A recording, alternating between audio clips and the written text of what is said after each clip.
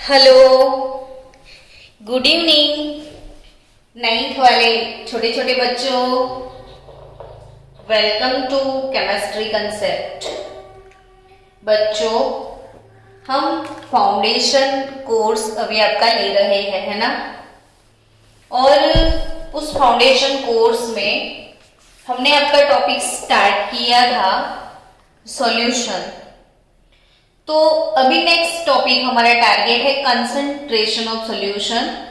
और concentration of solution पढ़ने से पहले हमें थोड़े बहुत कंसेप्ट है जो कि क्लियर करने हैं, और वो कंसेप्ट मैं धीरे धीरे क्लियर करवा रही हूँ।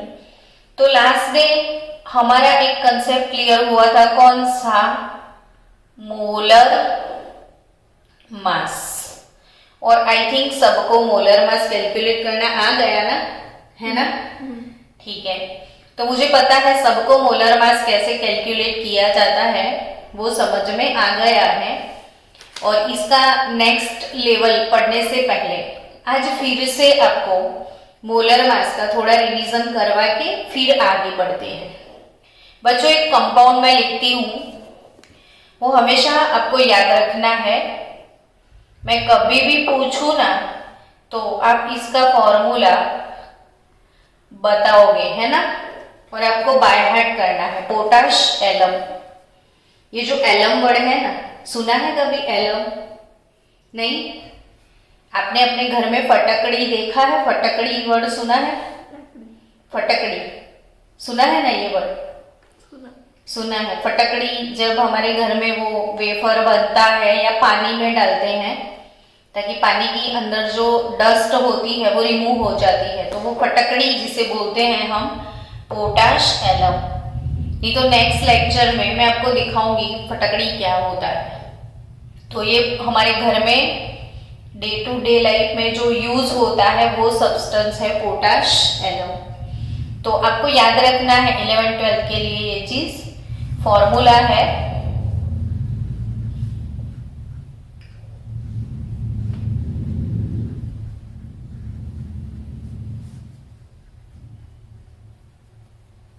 अब इसको रीड कैसे करते हैं? आपको रीड करना आता है? पाथी इसको रीड कर दो। K2SO4 Al2SO4 3 ऐसे नहीं, K2SO4 Al2SO4 थ्राइस। कैसे रीड करते हैं? Al2SO4 thrice. ये थ्राइस ऐसे रीड करते हैं। और ट्वाइस क्या होता है पता है? दो होता है तो ट्वाइस, और 3 होता है तो थ्राइस। और 1 हो तो तो कुछ लिखने के 1 हो तो कुछ मेंशन करने की जरूरत नहीं होती है। तो K2SO4 Al2SO4 thrice into 24H2। अब फिर से रीड करें एक बार। K2SO4 Al स्क्वायर Al2 अभी कहाँ से स्क्वायर हो गया भाई? Al2SO4 थ्राइस 24 HO2 HO2 नहीं भाई, H2O। ये पोटाश एलम का फॉर्मूला है। तो नेक्स्ट टाइम बाय हार्ट करके आओगे ना। अभी कोई आपको बोले कि पोटाश एलम का आपको मोलर मास निकालना है, तो बेजन कौन कौन से है क्लास में? हार्दिक અને समर। कोई बात नहीं, समर से मोलर मास कैसे निकालते हैं वो देखो। मोलर मास लास्ट टाइम मैंने सिखाया था ना। अगर इतना बड़ा फॉर्मूला है, ठीक है, इसमें 2 सॉल्ट है। इसमें क्या है? 2 सॉल्ट है। एक K2SO4 है और दूसरा सॉल्ट Al2SO4 थ्राइस। इसे सॉल्ट बोलते हैं, पता है ना आपको? बेस नहीं, बेस मैंने सिखाए थे ना कल। एसिड और बेस मैंने सिखाए थे। स्ट्रॉन्ग एसिड तो जैसे मैंने आपको सिखाया था कि HCl, H2SO4, HNO3, ये सारे स्ट्रॉन्ग एसिड है ना। और मैंने आपको सिखाए थे NaOH, KOH, CaOH twice, BaOH twice, ये सारे बेस है। ये सारे एसिड है, और जब हम एसिड में क्या डालते हैं, बेस तो बेस, न्यूट्रल। तब हमें मिलता है सॉल्ट। क्या मिलता है? Salt. सॉल्ट। फॉर एग्जाम्पल कि हमारे पास एक बेस है KOH। देखो मैंने यहां से बेस को उठाया, समझ रहे हो बच्चों? यहां से मैंने बेस को उठाया, ठीक है। चलो यहां से मैंने एसिड को उठाया, H2SO4 को। तो ऑब्वियसली स्टूडेंट्स, ये 2 मोल KOH मुझे चाहिए। अब ये जो इक्वेशन है इसमें OH और एसिड का H, बेस का हमेशा OH और एसिड का कौन? H+। वो न्यूट्रलाइज होके हमें पानी देता है, वाटर मिलेगा आपको, H2 यानी वाटर, समझ में आया? और ये एसिड का K+ और बेस का SO4, सॉरी, बेस का K+ और एसिड का SO4 मिलके K2SO4 ये सॉल्ट बनता है। फिर से एक बार याद करो, बेस प्लस मैंने क्या डाल दिया? एसिड। मुझे क्या मिलेगा? Salt plus water. आया बात समझ में? तो एसिड में बेस डालने से मुझे मिलता है सॉल्ट, ठीक है। तो ये सॉल्ट है, ऐसे ये भी एक सॉल्ट है। तो ये पोटाश एलम में कितने सॉल्ट हुए? 2 सॉल्ट, इसीलिए इसे डबल सॉल्ट ऐसा बोलते हैं। पोटाश एलम को क्या बोलते हैं? Double salt. समझे? मैं बच्चों जो आपको एक एक चीजें सिखा रही हूं वो कॉम्पिटिटिव बेस के लिए सिखा रही हूं। हमें अगर कॉम्पिटिटिव लेवल पे बहुत अच्छे मार्क्स लाने हैं तो ये जो छोटे छोटे मोटे कंसेप्ट है वो बहुत ज्यादा जरूरी है जो समझने हैं, ठीक है। सो बच्चों, सॉल्ट क्या होता है? तो बेस में एसिड डालो या आप एसिड में बेस डालो, दोनों के बीच में रिएक्शन होके जो मिलता है उसे क्या बोलते हैं हम? सॉल्ट। और साथ में क्या मिलेगा आपको? वाटर। और ये वाला जो प्रोसेस है ना, base plus acid give salt plus water, this process is called neutralization. क्या बोलते हैं ये वाले प्रोसेस को? न्यूट्रलाइजेशन बोलते हैं। तो न्यूट्रलाइजेशन क्या है ये जानना बहुत जरूरी है हमारे लिए। यानी बच्चों मेरे पास ये पोटाश एलम है जिसे हम क्या बोलते हैं? Double salt. अब हम फिर से लिखेंगे ताकि आपको मेमोराइज हो जाए। चलो फिर से, पोटाश एलम, ठीक है ना? चलो अब इसका फॉर्मूला आप बोलो मेरे साथ। K2SO4 Al2SO4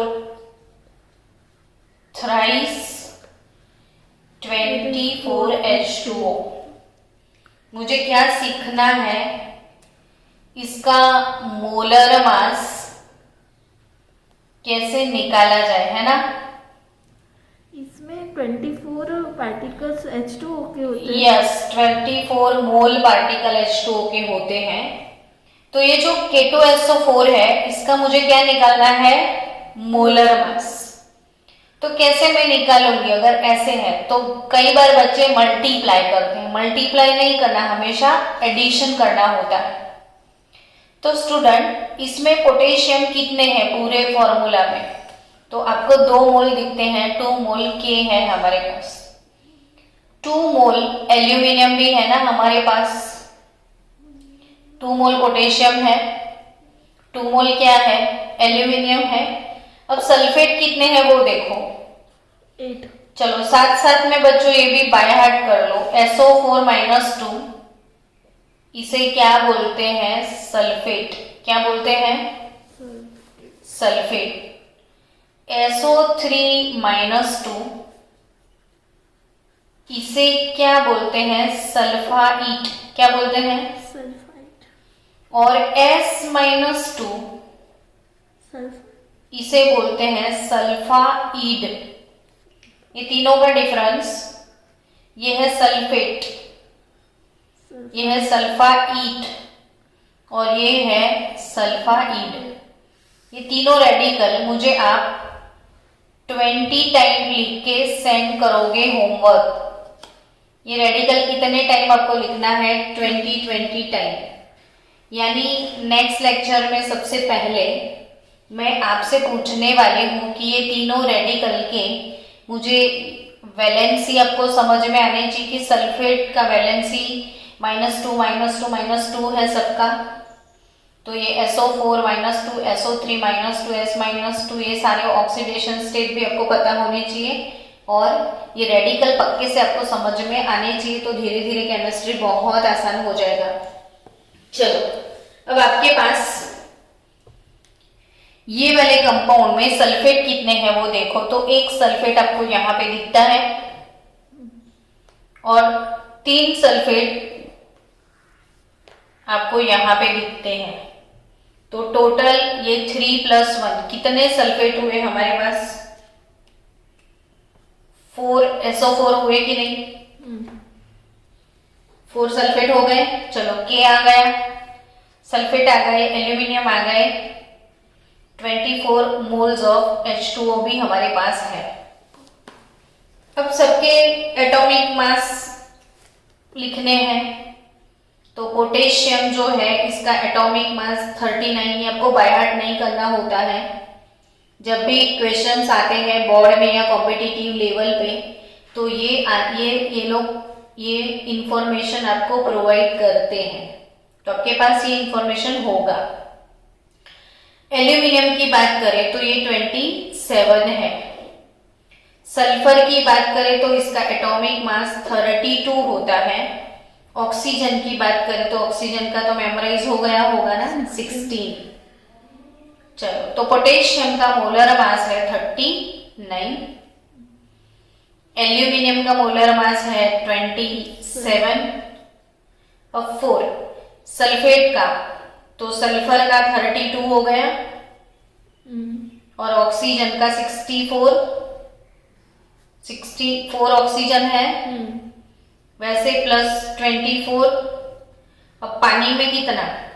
H तो H2O का तो अब वैसे भी पता चले कि ऑक्सीजन का 16, हाइड्रोजन का 2 यानी कितना होता है? 18 हो जाएगा। तो आप सबका टोटल लगाओगे तो आपका आंसर आएगा 948 ग्राम पर मोल। कितना आएगा? ग्राम पर 948 ग्राम पर मोल। तो मोलर मास कितना निकलेगा इनका? 948 ग्राम पर मोल। आ रहा है समझ में? ठीक है, तो 948 ग्राम पर मोल इसका मोलर मास निकलेगा। डन। चलो स्टूडेंट, अब हम बात करते हैं CH3COOH, इसका मोलर मास निकालो। CH3COOH इसका मोलर मास आप निकालो। सुधो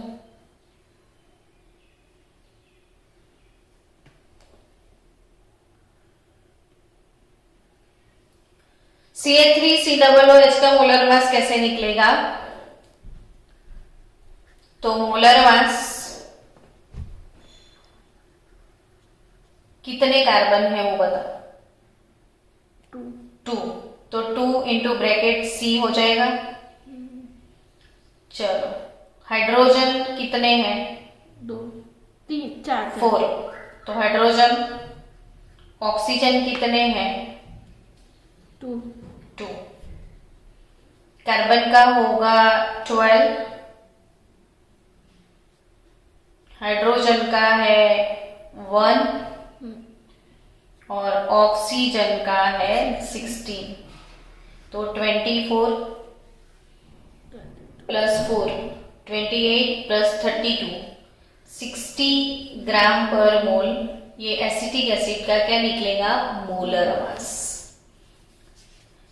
तो CH3COOH का मोलर मास आया समझ में? तो अब आई थिंक मोलर मास, चलो मैं आपको एक फॉर्मूला देती हूँ। H2 C2O4 इंटू 2H2O का मोलर मास निकालो। आपको मैंने टाइम दिया, H2C2O4 इंटू 2H2O का मोलर मास निकालो। चलो बच्चों फास्ट से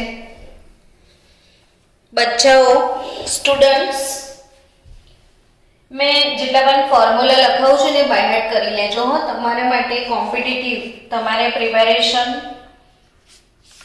ફાઉન્ડેશન ની કરવાની છે। આ છે ઓક્ઝેલિક એસિડ, કયું કમ્પાઉન્ડ છે એ ઓક્ઝેલિક એસિડ। તો oxalic acid H2C2O4 into 2H2O। चलो मोलर मास निकालते हैं। 2 इंटू ब्रैकेट हाइड्रोजन का 1, 2 इंटू कार्बन का 12, 4 इंटू ऑक्सीजन का 16 और 2 वाटर का टोटल लिख दे, मैं 18 लिख दूं तो 2 प्लस 24 कितना हुआ 26 प्लस 64 प्लस 36, ये हो गया 100। तो 126 ग्राम पर मोल आपको ऑक्जेलिक एसिड का मोलर मास मिलेगा। क्या मिलेगा ऑक्जेलिक एसिड का मोलर मास।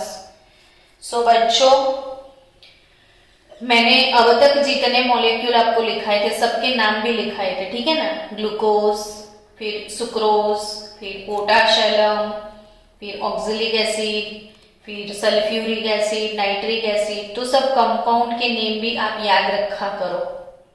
ओके चलो अब हमारा नेक्स्ट कंसेप्ट है बच्चों मोल कंसेप्ट। मोल कंसेप्ट को बहुत ज्यादा डिटेल में समझने के लिए मैं आपको मोल कंसेप्ट का वीडियो सेंड करूंगी और भी एक वीडियो एक्स्ट्रा सेंड करूंगी। तो ये मोल कंसेप्ट की मैं बात करूं तो जैसे हमारी यूनिट सिस्टम है, ऐसा यूनिट सिस्टम, कौन सी यूनिट सिस्टम, ऐसा यूनिट सिस्टम। मैंने पहले ऐसा यूनिट सिस्टम के भी वीडियो आपको सेंड किए थे। तो ऐसा यूनिट सिस्टम में मोल एज अ यूनिट इंट्रोड्यूस किया है। अमाउंट ऑफ सब्सटेंस जो भी होता है, क्या अमाउंट ऑफ क्या बच्चों सब्सटेंस, कोई भी सब्सटेंस का जो अमाउंट है, जैसे कार्बन डाइऑक्साइड एक सब्सटेंस है तो उसका अमाउंट, वाटर उसका अमाउंट, जैसे ऑक्जेलिक एसिड उसका अमाउंट, समझे आप। तो अमाउंट ऑफ सब्सटेंस इसका यूनिट क्या है मोल है, समझे आप। क्या है इसका यूनिट मोल। मोल की मैं बात करूं तो जैसे बच्चों सिंपल कोई आपको बोल दे, ये इसका पूरा कंसेप्ट एक अलग से वीडियो में मैंने रखा है, वो भी आपको सेंड करूंगी, कि 1 डजन ऐसा कोई बोले, क्या बोले 1 डजन 12, तो आप बड़े आराम से क्या बोल देते हो 12 आइटम्स। एक 1 डजन कंटेन 12 आइटम्स, है ना, यस और नॉट। 1 डजन में कितने आइटम्स होते हैं 12। अब जब डजन छोटा लगने लगा तो बड़ा यूनिट आता है कि नहीं। आप 9th में पढ़े हुए या नहीं पढ़े मुझे नहीं पता, लेकिन आपको एक चीज पता है कि डिस्टेंस जो होता है ना, क्या डिस्टेंस, उस डिस्टेंस का मेजरमेंट जनरली मिलीमीटर में होता है, ठीक है। जब मिलीमीटर बहुत छोटा लगता है तो हम सेंटीमीटर में कर लेते हैं। जब आपको सेंटीमीटर छोटा लगता है तो आप कौन सा यूनिट यूज करते हो, मीटर यूज करते हो, है ना। जैसे मिलीमीटर छोटा है, मिलीमीटर से थोड़ा बड़ा क्या सेंटीमीटर है, सेंटीमीटर से थोड़ा बड़ा क्या मीटर होता है ना। तो मीटर से थोड़ा बड़ा क्या होता है किलोमीटर होता है। लेकिन जब किलोमीटर भी बहुत हो जाए जैसे कोई आपको पूछे कि what is the distance between sun and your house, तो आप जहां पे रहते हो उससे सन का डिस्टेंस कितना है, तो उसके तो जो किलोमीटर भी लिखोगे ना तो इतना स्पेस भी छोटा पड़ जाएगा, है ना। तो वो तो बहुत ज्यादा डिस्टेंस हो गया। तो इतना ज्यादा डिस्टेंस लिखने के लिए बहुत बड़ा यूनिट चाहिए कि नहीं? तो किसी को पता है डिस्टेंस का बड़ा यूनिट कौन सा होता है? लाइट ईयर होता है। याद आया? पढ़ा था लाइट ईयर, लास्ट ईयर पढ़ा था, है ना। तो डिस्टेंस का सबसे बड़ा यूनिट कौन सा है?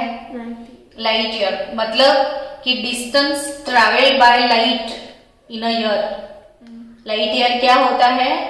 Distance travel by light in a year. आपको पता है लाइट कितना ट्रैवल डिस्टेंस कर, एक सेकेंड में लाइट का स्पीड क्या है? लाइट का स्पीड फॉर 1 सेकेंड बहुत सारा, लेकिन कितना? तो 3 लाख किलोमीटर होता है। 3 लाख किलोमीटर। वो कितनी सेकंड में? 1 सेकंड। इमेजिन भी नहीं कर सकते आप। 1 सेकंड में कितना किलोमीटर भाग सकते हो? 1 किलोमीटर भी नहीं। 1 सेकंड में तो आप मीटर में भी ना भागो, नहीं तो किलोमीटर में तो भागने का सवाल ही नहीं होता है। तो लेकिन लाइट जो है ना बच्चों, लाइट वो 1 सेकंड में कितना किलोमीटर भागता है? 3 लाख किलोमीटर। यानी 3 किलोमीटर का आप मीटर करोगे तो और 3 आ जाएंगे, 0 आ जाएंगे ना, और 3 0। अब सोचो ये कितना है? 1 2 3 4 5 6 7 8। कितने 0 थे? 8। तो इसको हम ऐसे लिख सकते हैं 3 इंटू 10 का पावर 8, ऐसे लिख सकते हो। और ये मीटर पर सेकेंड इसकी वेलोसिटी है। तो 1 सेकेंड में ये इतना मीटर भागता है। आया समझ में? 1 सेकेंड में कितना मीटर भागता है? 3 इंटू 10⁸ मीटर वो 1 ही सेकेंड में भागता है। सोचो, अमेजिंग है ना। तो 1 ईयर में कितना भागेगा? ये आपका होमवर्क। मैं एक होमवर्क दे रही हूँ कि 1 सेकेंड में लाइट अगर 3 इंटू 10⁸ मीटर उसका स्पीड है, तो 1 ईयर उसमें इसका कितना होगा? कौन बच्चा ब्रिलियंट है? जो भी बच्चा मुझे इसका आंसर देगा उसको मैं सिल्क देने वाली हूँ। कौन सा गिफ्ट दूंगी? सिल्क। कहीं से भी इसका आंसर लेके आओ कि 1 सेकेंड में अगर इतना मीटर भागेगा तो 1 ईयर में कितना मीटर भागेगा। इतना बड़ा यूनिट जो है इसे हमने लाइट ईयर बना दिया, ठीक है ना। वैसे ही कैलकुलेशन की बात करें तो 1 डजन कितने आइटम्स होते हैं? 12 आइटम्स होते हैं। अब तो उत्तरायण भी आने वाला है ना, तो अब तो वो पतंग लेने जाओगे तो अब ऐसा बोलोगे ना, 1 कोड़ी पतंग या 5 कोड़ी पतंग, ऐसा बोलते हैं ना। कोड़ी यानी स्कोर बोलते हैं इसे। कोड़ी को क्या बोलते हैं? स्कोर। तो 1 स्कोर कंटेन्स 20 आइटम्स, ठीक है? यस और not? 1 score contains 20 item, yes और नॉट? यस। वैसे ही अगर इससे बड़ा यूनिट आपको चाहिए, 1 डजन, 1 स्कोर, तो 1 ग्रोस में जाओगे आप। किस में जाओगे? 1 ग्रोस में जाओगे। तो 1 ग्रोस कितना होता है? तो 144 आइटम्स होते हैं। तो ये 1 डजन यानी 12 आइटम, 1 स्कोर यानी 20 आइटम, 1 ग्रोस यानी 140। वैसे ही बच्चों जब बड़े यूनिट की कैलकुलेशन के लिए, जैसे डिस्टेंस के लिए बड़े यूनिट की जरूरत पड़ी तो हम लाइट ईयर ले आए, वैसे कैलकुलेशन के लिए बड़े यूनिट की जरूरत पड़ी तो हम क्या लेके आए? मोल। अब इसमें कितने आइटम है? तो इसमें कितने हैं? देखो 6022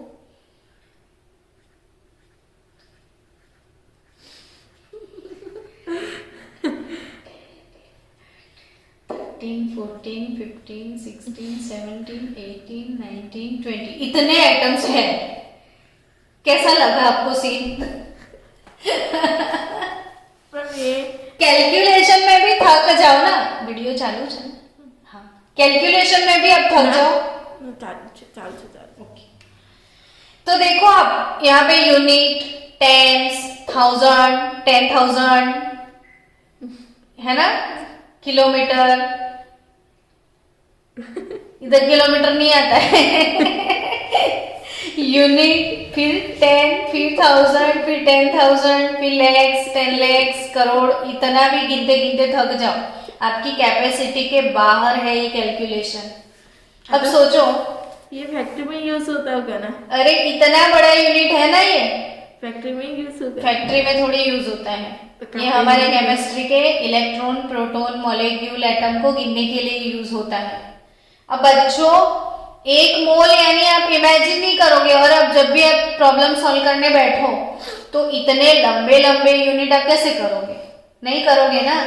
इसलिए देखो, मैंने इसको शॉर्ट बनाना सिखाया था ना आपको, ऐसे इसको शॉर्ट बनाते हैं। चलो काउंट करना मेरे साथ, 1 2 3 4 5 6 7 8 9 10 11 12 13 14 15 16 17 18 19 20 21 22 23। 23। तो 6.022 लिख दूं मैं, ये पॉइंट इधर है ऐसा समझना है, और पॉइंट को हम इधर लेके चले गए, तो मैंने 23 डिजिट शिफ्ट किया। कितने डिजिट मैंने ट्रैवल किया? 23। तो वो डिजिट 10 के पावर में लग जाए, यानी इस नंबर को रीड कैसे करोगे वो सीख जाओ आप। कैसे रीड करोगे इसे? 6.022 इंटू 10⁻23। फिर से बोलो, 6.022 इंटू 10⁻23 आइटम्स सिर्फ 1 मोल में होते हैं, समझे? यानी 1 मोल क्या होता है, क्लियर? तो आप लोग नोटबुक में लिखते चलो मेरे साथ कि 1 मोल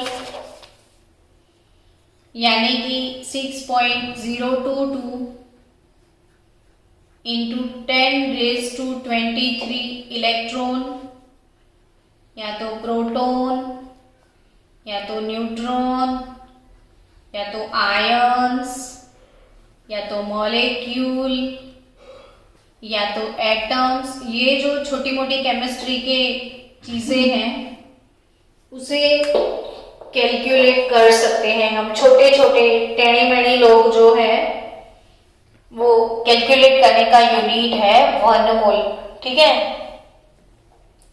तो mole is nothing but number of composite particle. Composite particle को कैलकुलेट करने का एक बड़ा सा यूनिट है, समझ गए आप बच्चों?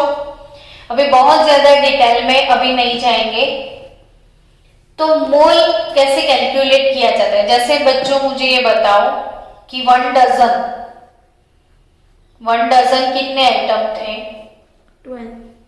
12 आइटम थे कि नहीं? तो कोई आपको 5 डजन बोलेगा तो आप क्या करोगे? मल्टीप्लाई 12 इंटू 5, तो 60 आइटम्स बोलोगे ना, ये चीज है ना? अगर आपको कोई बोले कि 1 स्कोर इस 20 पतंग, 20 काइट होते हैं कि 1 स्कोर में, तो अगर आप आपके घर में 10 स्कोर काइट लेके आए तो आप कितने काइट लेके आए? 200। तो 10 इंटू 20 करोगे ना, तो आप मेरे को बोलोगे कि हम 200 काइट्स लेके आए हैं, ठीक है? तो ऑब्वियसली बच्चों, वैसे अगर आपको कोई बोल दे कि 1 मोल में कितना होता है, 6.022 इंटू 10⁻23 1 मोल एप्पल अगर है आपके पास, तो ये इतने एप्पल है कि नहीं? यस और नॉट?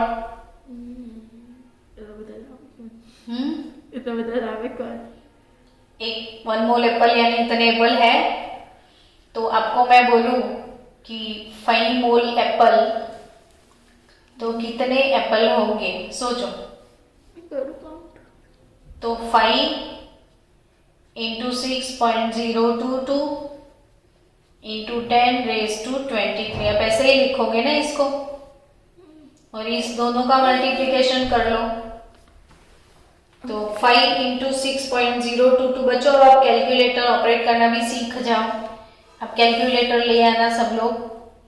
तो 6.022 है, इंटू कर लो 5, so you will get 30.11 into 10⁻23 Apple. ठीक है ना, समझ गए? हाँ, 5 ने 10⁻23 થી મલ્ટીપ્લાય નહીં કરવું तो થઈ જ ગયું ને અલ્ટીમેટલી 5 इंटू 10⁻23 है ना। चलो तो बच्चों अब मुझे आंसर देना 1 मोल हाइड्रोजन एटम यानी कितने एटम, 1 मोल CO2 मॉलिक्यूल यानी कितने मॉलिक्यूल, 1 मोल सोडियम आयन यानी कितने आयन। ठीक है, तो आंसर दो। ફર્સ્ટ આન્સર हाँ नहीं, ફર્સ્ટ આન્સર 6.22 into 10⁻33। 6.22 इंटू 10⁻23। तो सबका आंसर सेम ही आएगा ना, क्योंकि सबके लिए मैंने क्या लिखा है 1 मोल। आया समझ में? तो 1 मोल हाइड्रोजन एटम यानी 6.022 इंटू 10⁻23 एटम हुए। अब 1 मोल CO2 मॉलिक्यूल यानी 1 मोल ही है, तो ऑब्वियसली 6.022 इंटू 10⁻23 मॉलिक्यूल होंगे। 1 मोल सोडियम आयन तो कितने आयन, तो ऑब्वियसली 6.022 इंटू 10⁻23 आयन। ठीक है ना बच्चों? तो अब आपको नेक्स्ट होमवर्क मिलेगा, अब मुझे आंसर दोगे कि 5 मोल